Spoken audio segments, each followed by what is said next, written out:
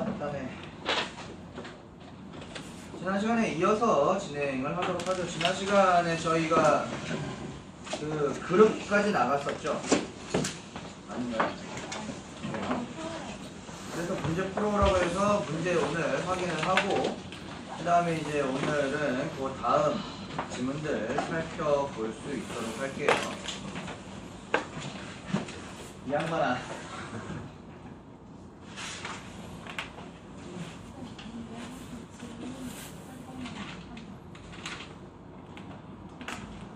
네, 일단 저것만 해보고요. 네, 일단 다 불러드리고 질문이 있으면 질문 가고 바로 하죠.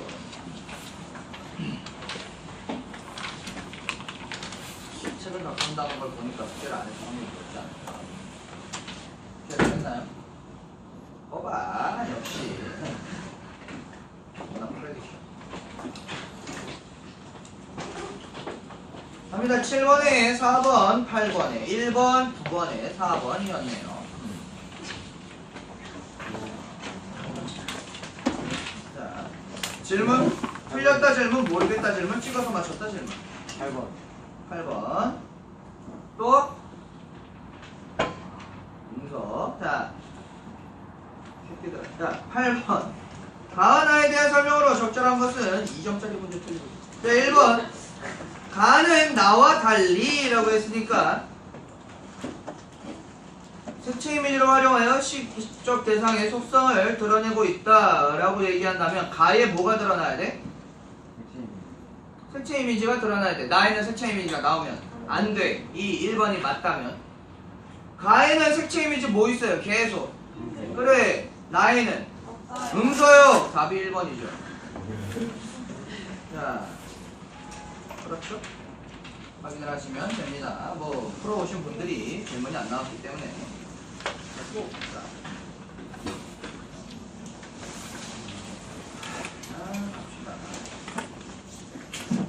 그 다음에 제가 뭐 숙제를 어디까지 내줬죠? 9번이었죠? 중간에 헷갈렸네. 자, 넘어오시면 이제 김소월의 적동세라는 작품과 우포득 왁세라는 왁세는 뭐야? 자.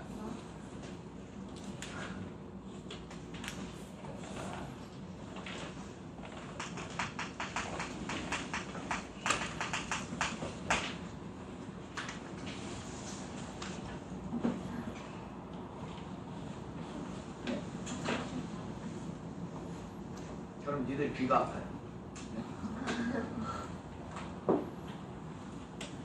30여 명의 귀를 아프지 않으니 제 목 하나가 아프게 나죠.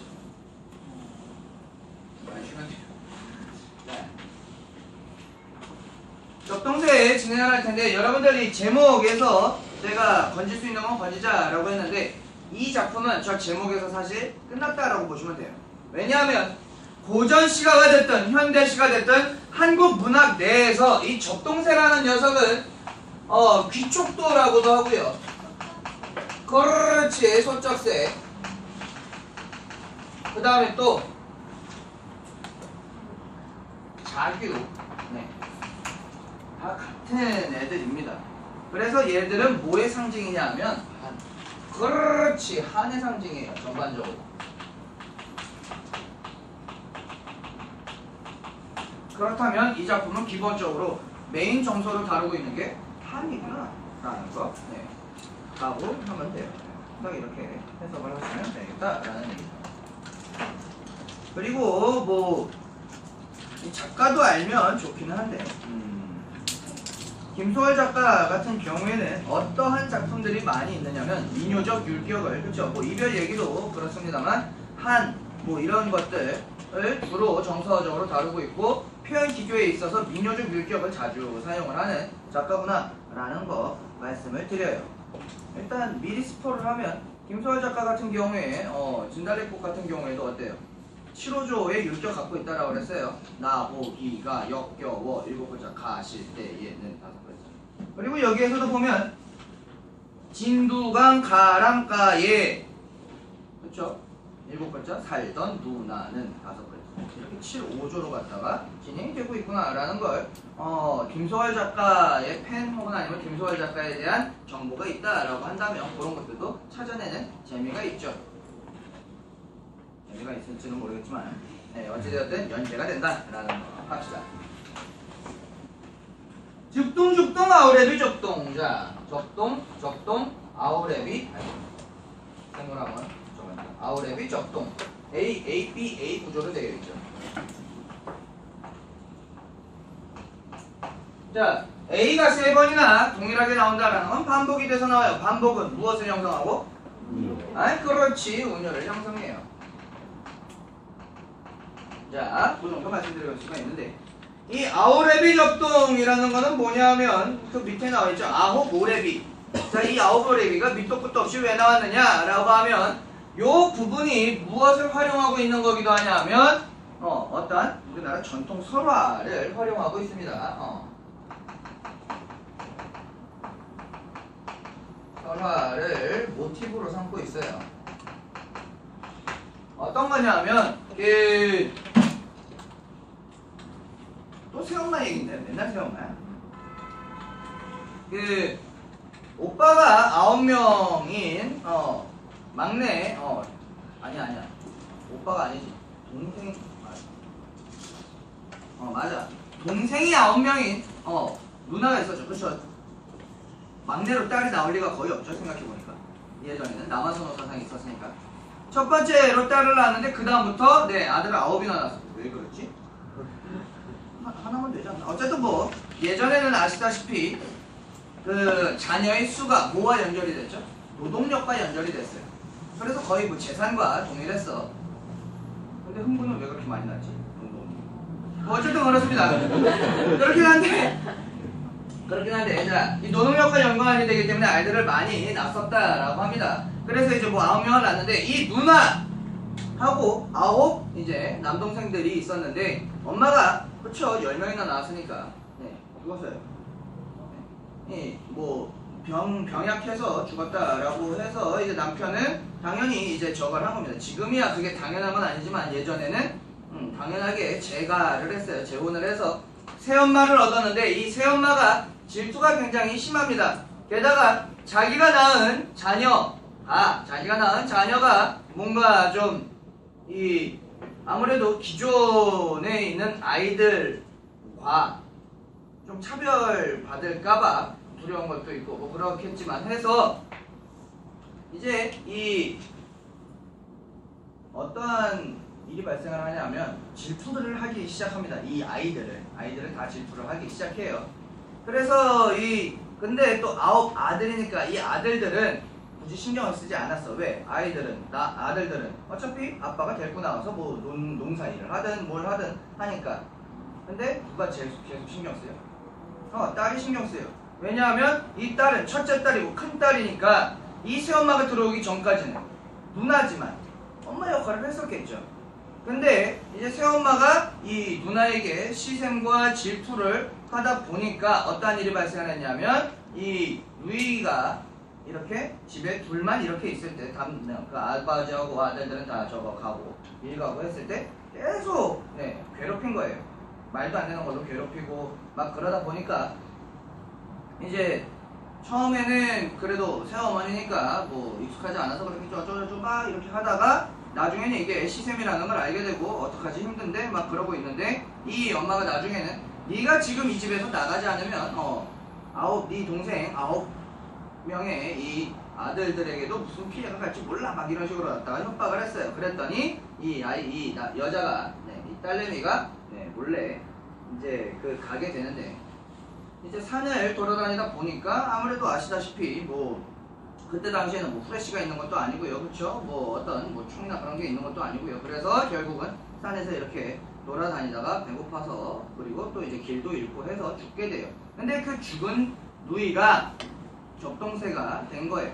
그 설화에서는 접동새가 돼서 이제 밤마다 이 오라비들을 그쵸? 이 아이들을 9 동생들을 그리워하면서 막 우는 거예요. 근데 낮에는 울지 못해. 왜? 낮에는 혹시나 엄마가 찾아와서 해코지 할까봐. 그래서 밤에 숨어서 어두운 곳에서 혼자 우는 그런 모습을 갖고 있어요. 그러니까 적동사가 한의 상징인 그러한 전통성이 이어져 온 겁니다. 불쌍하잖아요. 자기가 뭐 잘못을 한 것도 아니고 자기가 뭔가 죄를 저지른 것도 아닌데 숨게 되었고 거기에서 죽게 되었고 객사하게 되었고 거기에서 다른 존재로 갔다가 태어나게 됐는데도 누구 눈치를 계속 보고 있는? 새엄마의 눈치를 계속 보고 있는 되게 한의 상징인 훈연 녀석이에요. 자, 그거를 기억하고 있으면 조금 이해하기가 더 쉽겠죠? 봅시다. 진두강 가람가, 가람이라는 거는 순우리말이에요. 강의 순우리말입니다. 그러니까 강가예요. 진두강, 강가. 이 진두강이라는 녀석이 이제 구체적인 지명인데, 이 구체적 지명을 사용하면 어떠한 효과가 있느냐? 그렇죠. 향토적, 정서와 그 다음에 사실성. 이거 뻥 아니다. 뭐 같은 느낌이에요. 사실성, 뭐 이런 것들을 높여주는 효과가 있습니다. 그 가람가에 살던 누나는 진두강 앞마을에 와서 웁니다. 왜 울어요? 저걸 떠올리게 하는 장치입니다. 저 배경설화, 전통설화를 떠올리게 하는 장치예요. 자, 그 가운데 옛날 우리나라 먼 뒤쪽에 진두강 가람가에 살던 누나는 의부더미 시샘에 죽었습니다. 라고 그 부분, 그 연 부분이 전반적으로 뭘 소개해주고 있는 거죠? 그렇죠. 설화를 소개해주고 있는 거죠. 그리고 이 누나의 삶이 어땠다라는 걸 보여줘요. 행복하고 즐거웠어요? 비극적인 누나의 삶을 보여줘요. 누나라고 불러보랴 오불서로. 여기에서 이 오불설워라는 게 몹시 서러워의 방언인데 일단 토속적이 아니라 향토적 정서와 동시에 뭐가 드러나요? 이렇게 서러울 수가 없다라는 화자의 정서가 영탄적인 어조로 드러나죠.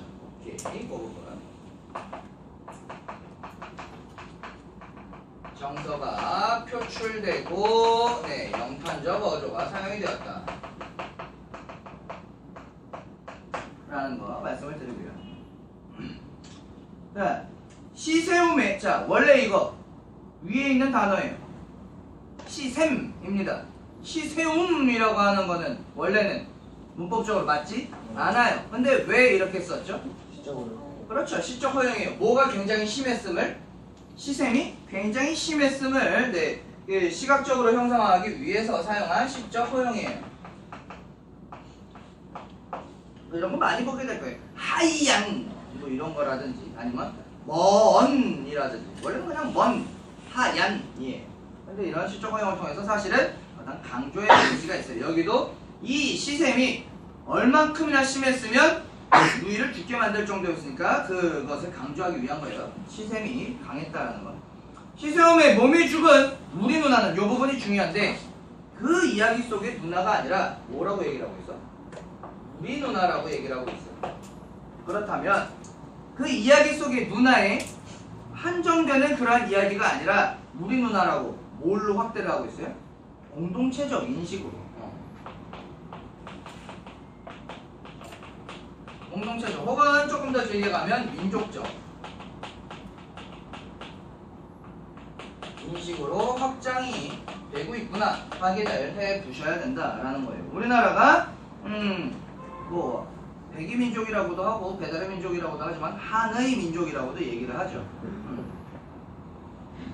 자, 한의 민족이라고 얘기를 하는데 그러다 보니까 음악 성향이 되게 웃기는 게 어디랑 되게 비슷하냐면 흑인 애들하고 되게 비슷해요. 사실 우리나라 음악 성향은 아시다시피 뭐 소울 같은 거나 아니면 R&B 같은 쪽이나 혹은 아니면 하다못해 힙합 쪽이나 다 사실 흑인 음악 계열들인데 비슷한 것들이 있어요. 뭐 예를 들면 소울 같은 경우는 우리나라에서는 창과 비슷해요. 왜? 그들의 슬픔이나 그런 것들을 슬픔이나 한이나 애통함과 비통함을 담아낸 주류가 되는 그런 노래예요. 게다가 코드나 이런 걸로 따져도 마이너스인 코드인 경우가 많아요. 되게 음울하고 암울하고 그렇고 좀 느릿느릿되죠. 그 다음에 사실 입법 같은 경우에도 뭐 말이 많기는 합니다만 그 힙합 중에서 이제 랩 같은 경우에는 원래는 어디서부터 유래했느냐 하면 백인 주인들이 못 알아들을 정도로 흑인 노예들이 빨리 욕을 하던 것에서부터 시작됐다라고 보는 경향도 있어요. 그렇기 때문에 그런 경향도 있는 거야. 반드시 그렇다라는 게 아니라 그런 경향도 있기 때문에 사실은 그 우리나라에서도 분명히 욕 중에 아직 한글이 적어되기 전에는 이렇게 반포되기 전에는 양반 애들은 한자 쓰면서 공자왈 맹자왈 했을 것이고요. 그 다음에 평민이나 그 천민들은 자기들만의 이제 우리말을 썼을 거란 말이에요. 근데 그 우리말은 아시다시피 우리말 같은 경우는 굉장히 뭐가 뛰어나죠? 변용성이 뛰어나요. 활용성이 뛰어나요. 그러다 보니까 분명히 양반들이 알아들을 수 없는 수준의 디스들이 굉장히 있었을 거다라는 얘기예요. 그게 어떤 작품에 드러나느냐 하면 이제 조선 후기로 갔다가 보면 이제 위학문학이라고 하는 그러한 작품들에서 드러나요. 예를 들면 뭐 그 말뚝이나 걔들 나오는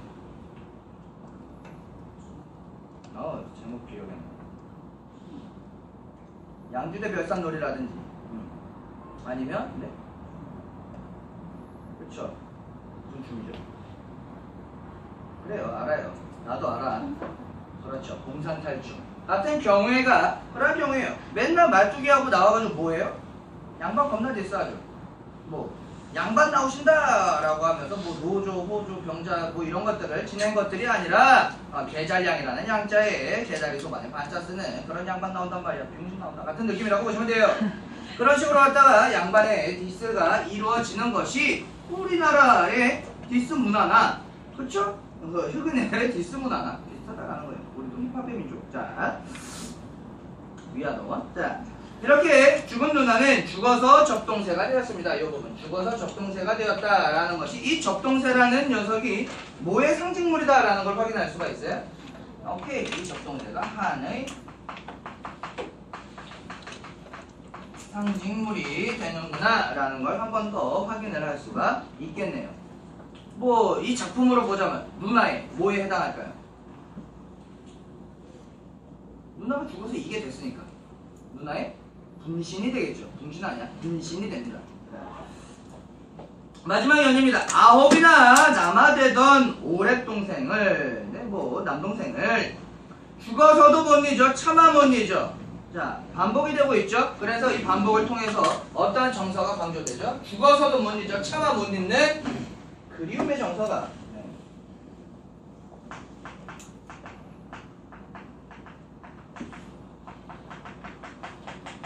홍어 강조가 되고 있는데 이 그리움이 뭐 때문이죠?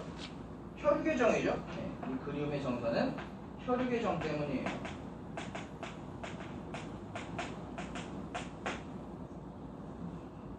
그렇게 차마 못 잊어서 야삼경은 밤 11시에서 새벽 1시 사이에요. 깊은 밤이죠. 깊은 밤. 야삼경 남 다 자는 밤이 깊으면 이산 저산 올라가며 슬피 웁니다. 마지막 부분. 이산 저산 올라가며 슬피 우는 이유는 죽어서도 누구 눈치를 보고 있기 때문이죠. 새엄마 계모의 눈을 피해 다녀야 하는 뭐가 형상화된 거냐면 요 부분 중요해요. 요게 누나의 한이 형상화된 장면입니다. 이 한이 얼마나 깊고 슬프냐 하면 죽어서도 이 계모의 눈을 피해서 돌아다녀야 할 만큼의 슬픔과 비통함과 안타까움과 애통함이 한으로 쌓여 있다라는 걸 보여줘요. 이게 형상화가 되어 있구나 확인을 할 수가 있습니다. 네.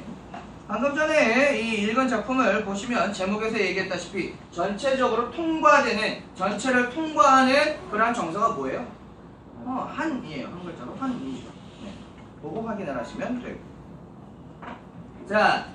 그렇다면 제가 지난번에도 누누이 얘기하고 있습니다만 11번 문제 같은 경우에 잠깐 문제로 넘어오시면 11번 문제 같은 경우에 보기를 참고하여 가를 이해한 내용으로 적절하지 않은 것은 이라고 얘기를 하고 있죠.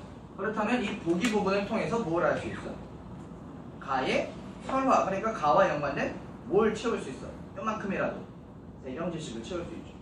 그래서 보고 가자. 이 작품은 계모에게 박대박던 처녀가 죽어서 접동새가 되었고 밤이면 오라비들을 찾아와 울었다는 접동새 설화를 수용하여 현대시의 형식으로 변형하고 재청조한 것이다. 억울한 죽음의 사연을 담고 있는 설화를 통해 당시 나라를 잃고 슬픔에 빠진 우리 민족의 한 언제야? 그렇죠. 네. 그 한을 전통적 율격으로 변형하고 있다. 전통적 율격 아까 전에 얘기했죠. 진두강 가람가에 7글자, 살던 누나는 5글자, 7호조 얘기했어요. 그렇게 노래하고 있다라고 언급을 하고 있죠. 자, 읽었으니까 바로 보도록 할게요. 1번 적동 아우랩의 적동새 울음소리를 리듬감 있는 시행의 배열. 리듬감 있는 시행 배열이라는 건 뭐야? AAP 구조로 사용했다라는 얘기죠. 오케이, 꺼져. 2번 누나는 진도강 앞마을에 와서 옵니다. 설화를 수용하여 적동새, 누나, 동일시했다. 아까 전에 얘기했죠. 적동새는 누나의 분신이라고 얘기했어요. 오케이, 맞아. 꺼져.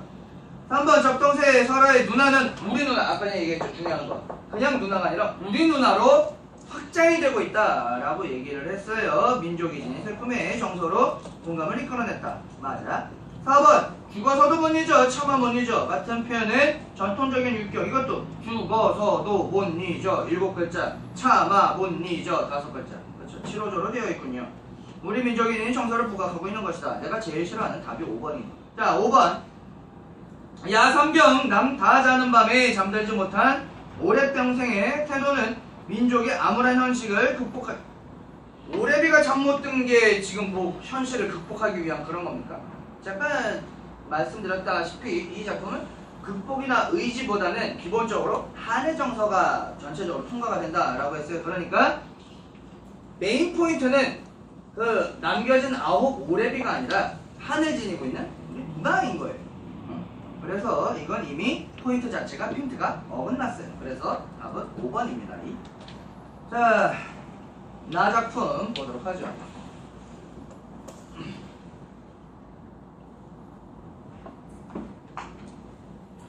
나 작품은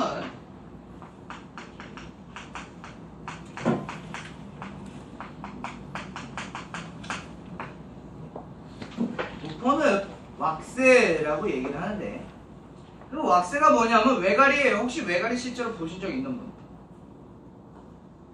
대가리 말고 자, 외가리는 네, 그 새 이름 중에 하나인데 되게 좀 뭐랄까 소리가 걸걸한데 커요.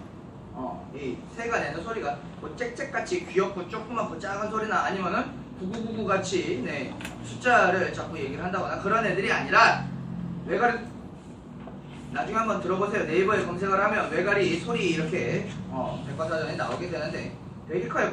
아니 아무튼 커요. 네, 되게 커요. 되게 큰데 듣기 좋은 소리는 사실 아니에요. 그렇다면 우포노 왁세라는 이 왁세에서 이 왁세가 소리가 크다라는 걸 알 수 있지만 소리가 듣기 좋지는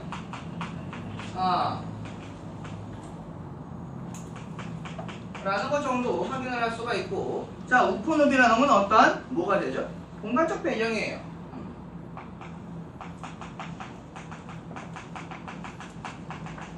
그렇다면 이 제목 전반적으로 보면 소리가 큰 그러나 듣기는 좋지 않은 왁세가 사는 우포늪을 공간적 배경으로 하고 있는 작품이겠구나 라는 것 하나랑, 그 다음에 이 우포늪 왁세를 화자가 뭐 하고 있구나?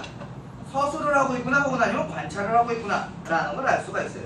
그게 제목에서 건져낼 수 있는 사실은 기본적인 수준의 것들 전부입니다. 볼게요. 득음은 못하고 그저 시골장이나 떠돌던 소리뿐이 있었다. 자, 득음을 하지 못했다라는 것은 뭘 하지 못한 거죠? 게임으로 치면 각성 트리를 찍지 못했다라는 얘기예요. 레벨이 올랐는데도 각성 트리를 찍지 못해서 네, 쪼렙이었다.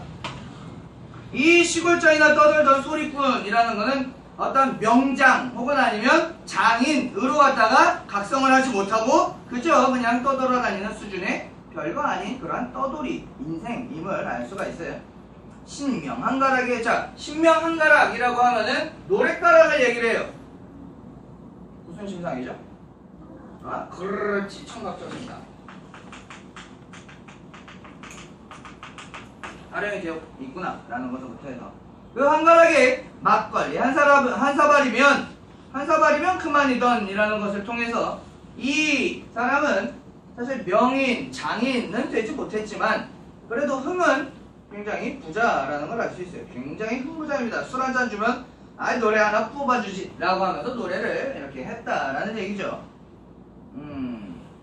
그러니까 약간 이런 느낌이라고 보시면 돼요. 되게 유명한 가수들은 콘서트를 열지만 이제 뭐 가수는 가수인데 네, 그러한 경우에는 이제 뭐 돌잔치나 아니면 뭐 이제 팔순잔치나 아니면은 이제 할아버지 이제 노인정에서 장기나 바둑 두고 있는데 그 막걸리 한 잔 좀 얻어 먹을 수 있겠어? 그러면은 이제 뭐 막걸리 주면 뭐 할 건데 노래 불러드립쇼 같은 느낌이라고 보시면 돼요. 자, 이 흰 두루마기의 사내. 자, 흰 두루마기라는 거는 흰색이야. 색채 이미지죠. 그리고 이 흰 두루마기가 누구와 연계가 되냐면 뒤쪽에서 그 왁새의 모습과 연계가 됩니다.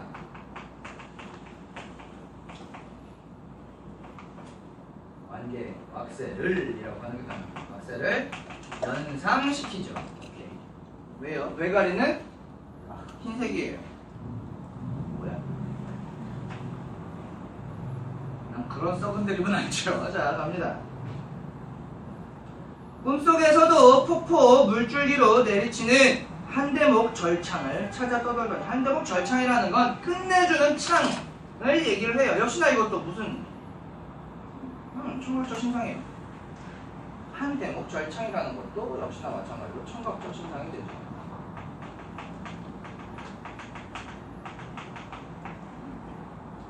찾아 떠돌더니 오늘은 왁새 울음대요. 우왕산 솔밭을 다 적시고. 자, 이 왁새 울음도 마찬가지로 청각적 신상이죠. 계속 이 작품은 무엇을 메인으로 하고 있죠? 울음소리라고 하는 아니면 창이라고 하는 청각적 심상을 메인으로 삼고 있어요. 감각적 표현 중에서 청각적 심상이 메인이구나. 오케이. 우포늪 둔치 그 눈부신 봄빛 위에 자운형 꽃불 질러 놓는다. 자, 요 부분이 되게 멋진 표현이라고 볼 수가 있는데, 그 부분은 눈부신 봄빛 위에 자운형 꽃불을 질러 놓는다. 봄이 왔으니까 자운형이라고 하는 꽃들이 어떻게 되는 거야? 피어나는 거야. 근데 그 피어나는 것을 이 소리꾼이 소리를 함으로써 뭐랄까 이제 그 봄이 왔음을 혹은 아니면 봄이 지금 생명력을 퍼뜨리고 있음을 표현했다라고 얘기를 하고 있는 거예요. 사실 뭐 법사도 아니고 뭐 이제 막 이렇게 캐스팅을 이렇게 해가지고 마법 캐스팅을 하면 갑자기 막 꽃이 피고 이런 게 아니에요. 그런데 이 사람이 돌아다니는 곳곳마다 뭔가 세련되고 멋진 그러한 음악은 아니지만 그 노래 자체는 뭐가 담겨 있었다라는 얘기죠. 생명력이 담겨 있었다라는 얘기죠. 그래서 이 표현된 부분은 왁스의 울음을 통해서 뭘 보여주고자 하느냐 하면 생명력,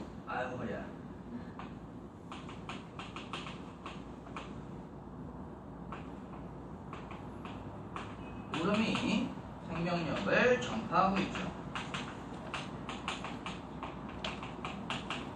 요거를 보여주고자 했다라는 얘기예요. 살아서는 근본마저 알 길 없던 혈혈단신. 느낌이 여기까지만 딱 읽었을 때 이 아저씨 그것도 봤어요. 그래서 뭐가 된 거예요? 그렇게 이어지는 겁니다. 이것도 약간 왜? 약간 어떠한 느낌이 있어요? 옛날 이야기가 뭐 차용됐구나 혹은 설화 같은 게 있었겠구나 같은 느낌이 있죠. 전통 설화와 연결이 된다는 점에서 가와 공통적이죠. 자, 이 근본마저 알 길 없던 혈혈단신 텁텁한 얼굴에 달빛 같은 슬픔이 뭐뭐 같은 뭐뭐처럼 뭐뭐이든 뭐뭐이냐. 지금 달빛 같은 슬픔이 엉겨 수염을 흔들곤 했다. 어떻게 생긴 거야 그럼? 얼굴이 텁텁하게 생기고 얼굴에 달빛 같은 슬픔이 있다는 건 어떤 슬픔이에요? 그냥 개 슬프게 생겼다는 거 아니에요? 수염이 엉겨 있다라는 거는 면도도 안 했고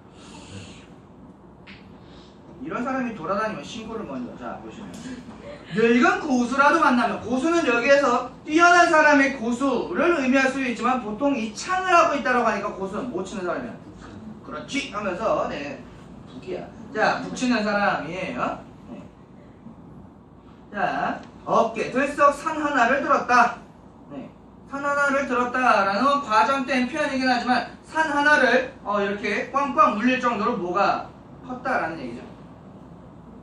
목소리가 컸다라는 얘기죠. 그렇죠?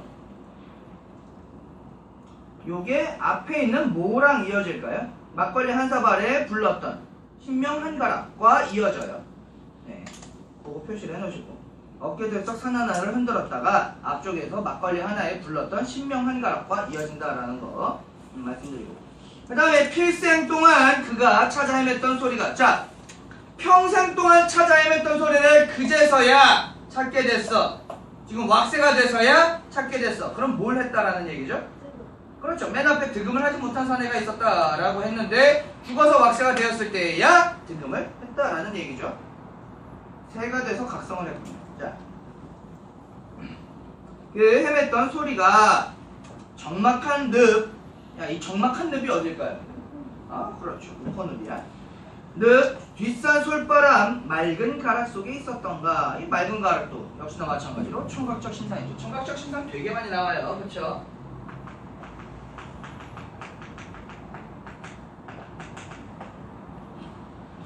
자, 맑은 가락 속에 있었던가. 자, 있었던가. 질문의 형식이지만. 그렇죠. 서리법.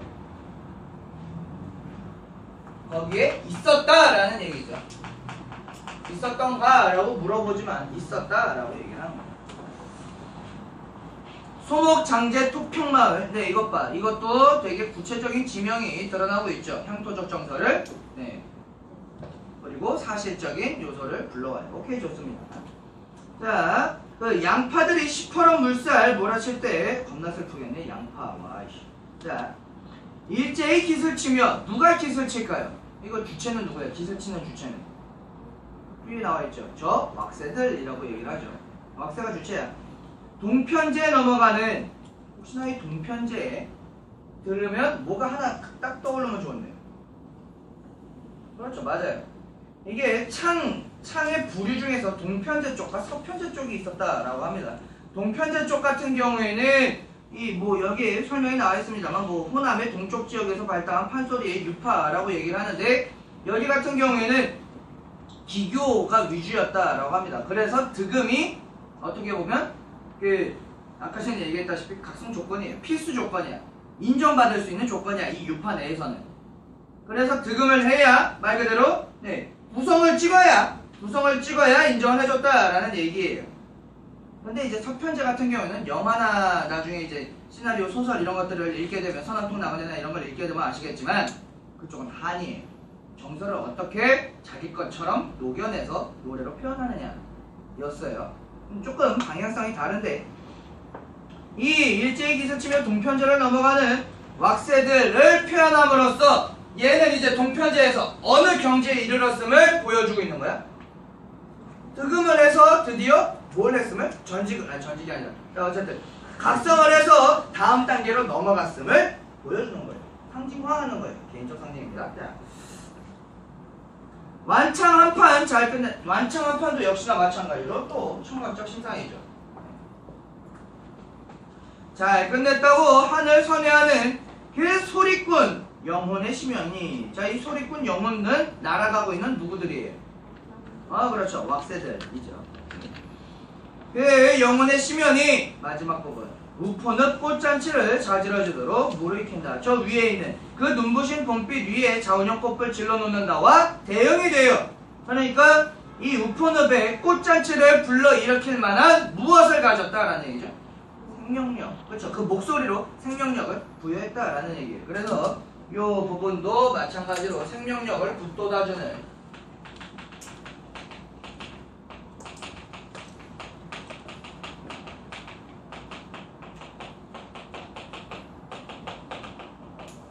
왁세의 물음을 얘기하고 있습니다. 네. 이 정도 말씀드릴 수가 있겠네요. 자, 지금 여러분들이 보는 게 아시다시피 뭐냐 하면 저거잖아요. 내신 대비 어쩌고 저쩌고 그거죠. 그렇죠? 내신 대비 기출 문제란 말이야. 응?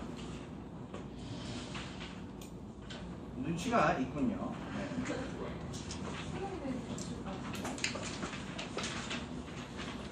어디까지냐 하면 그쵸, 39쪽까지 풀어오시면 돼요.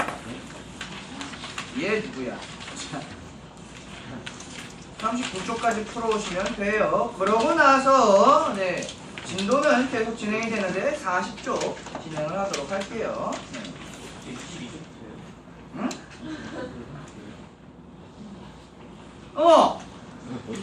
근데 22쪽은 제가 지금 작품 해제를 해줬잖아. 금방 뭐 할 수 있어. 그래. 그렇죠? 네, 예스 와이어 진짜.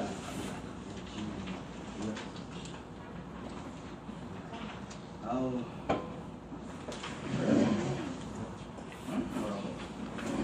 그래.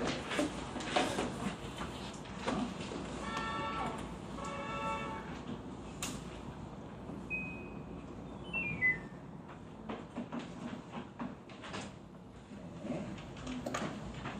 어디는 덥고 어디는 네. 춥고 썰렁하고 그렇습니다. 할게요. 네, 40쪽에 있는 진행을 하도록 하겠습니다.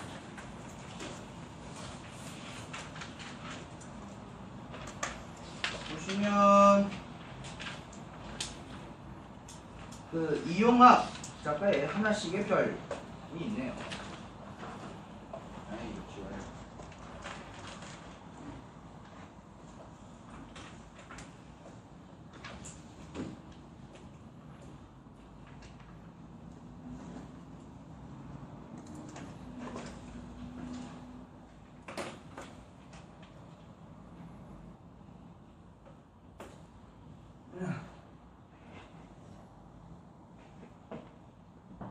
저는 필기를 그렇게 많이 하는 스타일이 아닌데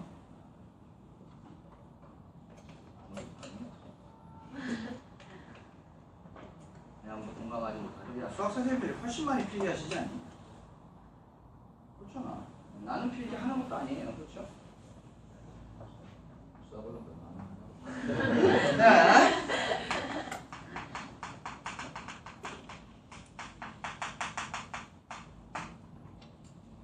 제목에서 또 건져낼 수 있는 거 건져내고 가도록 하죠.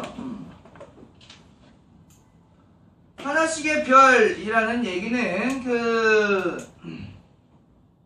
일단 별이라는 시어에서 건져낼 수 있는 건 어떠한 뭐 반짝이는 저 하늘 멀리에 있는 그런 존재잖아요. 그래서 보통은 순수나 아니면 이상과 연결이 되는 경우가 많은데 순수나 이상과 연결이 되는 경우가 많은데 여기에서는 순수와 이상이라기보다는 그것을 뭐하는? 가지고 싶어하는, 그것을 이루고 싶어하는 그렇죠. 소망의 이미지가 강해요. 소망의 이미지가 좀 더 강하고요.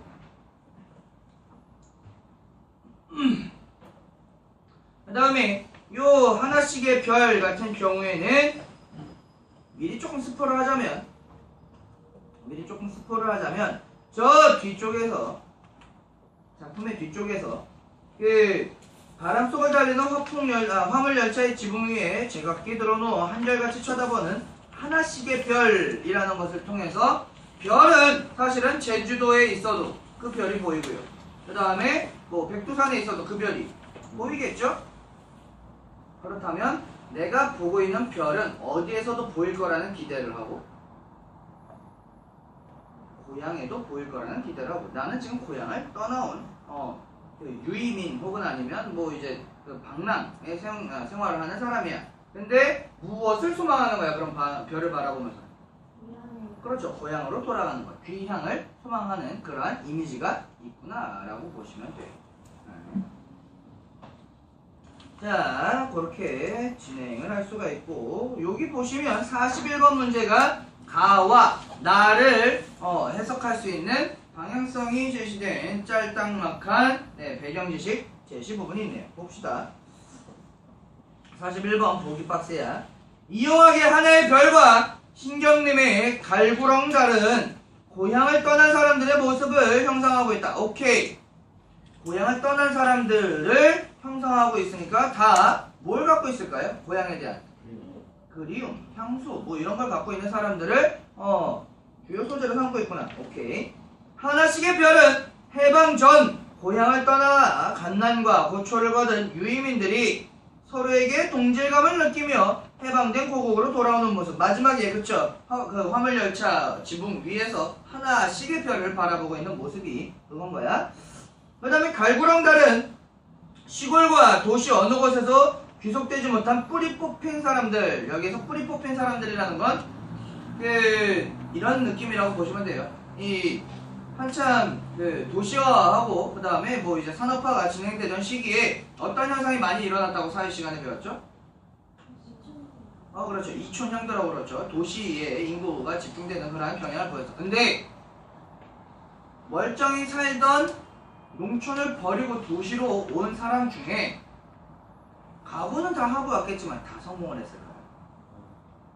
몇몇은 성공하지 못하고 사기를 당하기도 하고 혹은 아니면 힘겹게 살아가기도 하고 할 거야. 그러니까 도시의 삶에 맞지 않아. 맞지 않아. 근데 농촌을 다 포기하고 농촌에 있는 것을 다 처분하고 왔기 때문에 농촌으로 돌아갈 수 없어. 그런 삶을 뿌리 뽑힌 삶이라고 얘기를 해요. 뭐가 없어? 뿌리를 내릴 수 있는 뭐 땅뿐만이 아니라 근거지, 근간이 없다라는 얘기예요. 그러한 삶을 가진 사람들을 얘기를 하는데 이 그 갈구렁달에서는 그러한 모습의 사람들을 소재로 삼고 있고, 한편 전자에서의 고향은, 전자라는 건 이제 그 하나씩의 별 얘기죠. 잠시만요.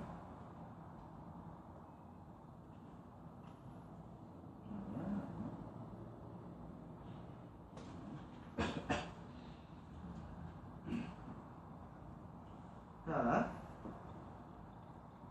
전자에서의 고향은 돌아가야 할 곳이기는 하지만 해방전국의 혼폐화된 현실로 인해 귀속을 실현할 수 없는 공간이고, 고향으로 돌아가고 싶은 마음들은 다 똑같아요. 다 소망이 있어. 근데 그 귀속을 실현할 수가 없다라고 얘기를 하고 있네요. 오케이.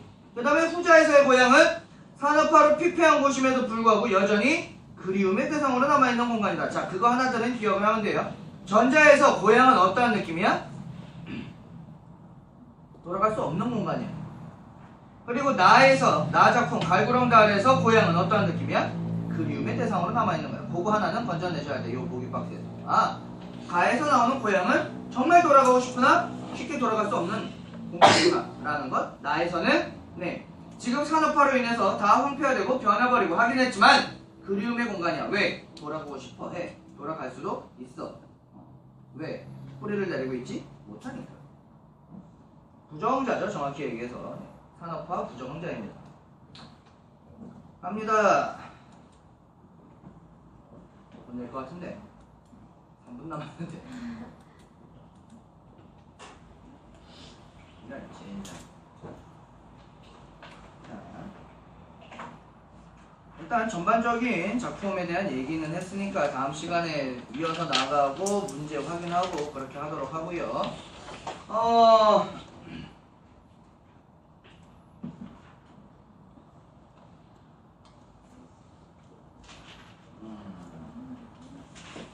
현대시 같은 경우에는 아마 다음 주 중에 일단은 저거를 끝낼 거예요.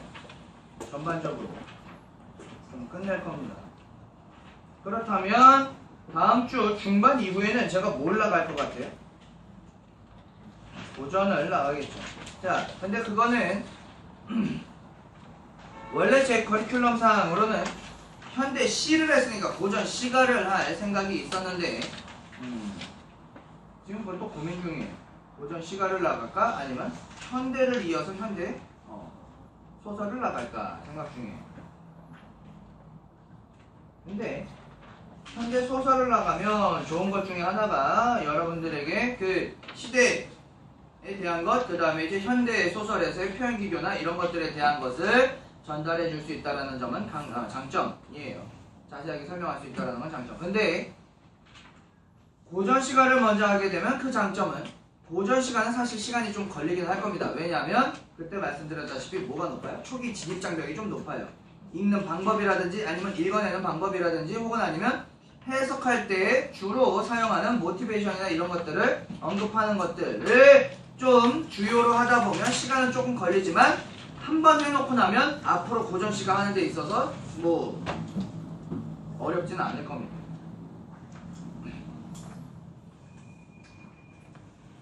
그래서 네 지금 이렇게 이야기를 쭉 하면서 생각을 해봤는데 고전 시간 합시다. 뭐 니들한테 선택하라고 할 것 같으니 저는 제 생각 정리하려고 말을 하는 스타일입니다.